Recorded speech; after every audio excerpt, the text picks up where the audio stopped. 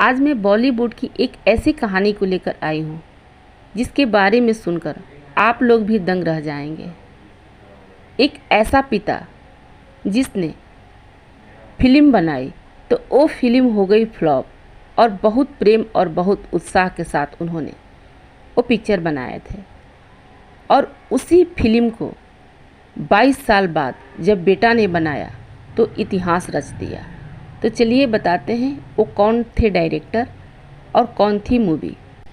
वैसे तो सभी को पता होता है कि बॉलीवुड में एक ही नाम से कई फिल्में बनी होती है, लेकिन कुछ फिल्में हिट होती है तो कोई फिल्म सुपर फ्लॉप हो जाती है। ये सारी खेल किस्मत पर होती है। तो चलिए आज मैं जिस बाप बेटे की जोड़ी के बारे में चर्चा कर रही हूँ, वो बाप बेटे ने एक ही नाम से 2 फिल्म बनाई। एक तो फ्लॉप हो गई, बुरी तरह से डायरेक्टर भी टूट गया, लेकिन फिर उसी नाम से 22 साल बाद बेटे ने फिल्म बनाई और इतिहास रच दिया। और फिल्म बॉक्स ऑफिस पर धमाल तो मचाया है और इतिहास भी रचा।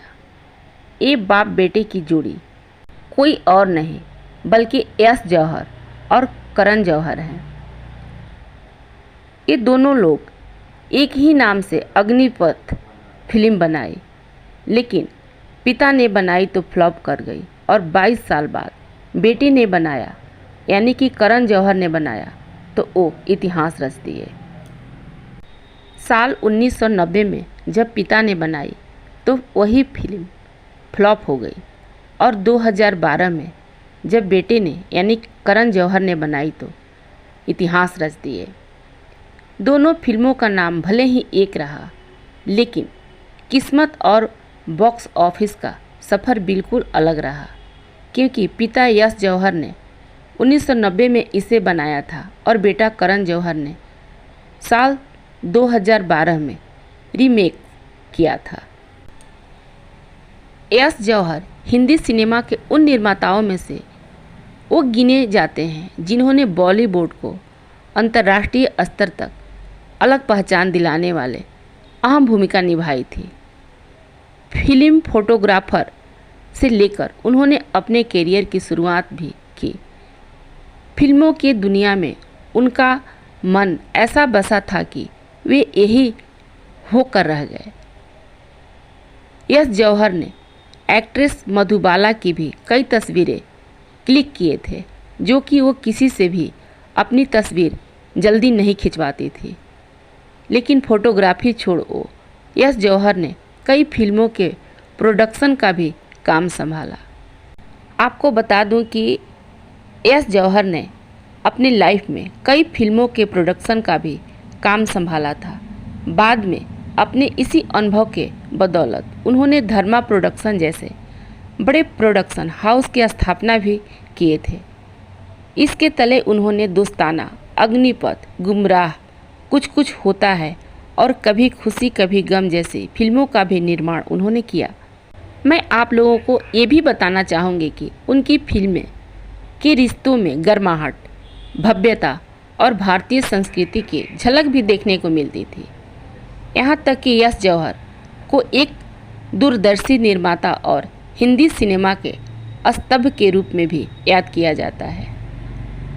उनका मानना था कि फिल्में केवल कहानियाँ नहीं हैं, बल्कि एक सपने का साकार होता है। यही वजह है कि जब उनकी फिल्में असफल होती थी तो वह सिर्फ आर्थिक रूप से ही नहीं, बल्कि अंदरूनी भावनात्मक रूप से भी वो काफ़ी टूट जाते थे। और हर फिल्म को फ्लॉप होने के बाद वो दिल पर ले लेते थे। जिस समय यश जौहर के प्रोडक्शन हाउस धर्मा प्रोडक्शन ने जब साल 1990 में अग्निपथ को प्रोड्यूस किया, उस समय फिल्म को डायरेक्ट मुकुल यश आनंद ने किया था। फिल्म की कहानी एक युवक विजय दीनानाथ चौहान की थी, जो अपने पिता की मौत का बदला लेने के लिए वो दूसरा रास्ता तक अपना लेता है। यश जौहर की जब फिल्म रिलीज हुई थी, उस फिल्म में अमिताभ बच्चन, नीलम कोठारी, अर्चना पूरम जैसी स्टार दमदार कास्ट भी की और उसके बावजूद 1990 में जब उनकी फिल्म अग्निपथ रिलीज हुई और वो फिल्म बुरी तरह फ्लॉप हो गई तो वो बुरी तरह से टूट गए थे। इसकी चर्चा उनके बेटे करण जौहर ने खुद किया था। करण जौहर ने बताया कि जिस समय अग्निपथ रिलीज हुई थी उस समय वो पूरे टीम को यकीन था कि यह एक ऐतिहासिक फिल्म है और इस शानदार कलाकारों, दमदार कहानी और बेहतरीन निर्देशक के साथ उन्हें लगा कि उन्होंने एक मास्टरपीस फिल्म बनाई है और ये फिल्म की प्रीमियम के बाद सबने इसकी तारीफ करेंगे। लेकिन जब यह फिल्म रिलीज हुई तो बॉक्स ऑफिस पर बुरी तरह से फ्लॉप हो गई। इसका दुख यश जौहर को काफ़ी था और वो समझ नहीं पा रहे थे कि अब क्या करें। इतनी मेहनत और दूरदर्शिता के बावजूद यह फिल्म क्यों नहीं चली, क्यों फ्लॉप हो गई। और सब तो सब ऐसा हुआ उनके ऊपर कि इंडस्ट्रीज में एक असफल निर्माता की छवि उन्हें मिल गई और इस बात का दर्द उन्हें जीवन भर सता रहा था।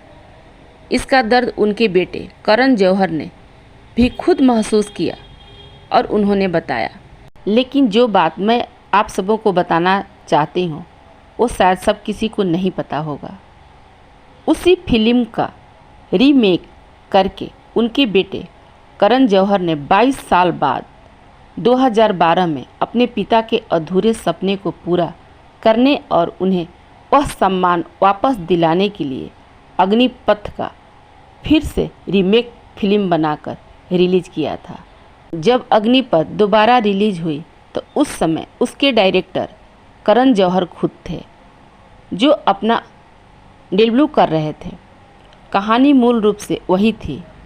विजय दीनानाथ चौहान का बदला लेकर इसे मॉडर्न टच दिया गया था। जो फिल्म 2012 में बनी अग्निपथ, उस फिल्म का बजट था 58 करोड़ और रिलीज होने के बाद वो फिल्म ब्लॉकबस्टर साबित हुई।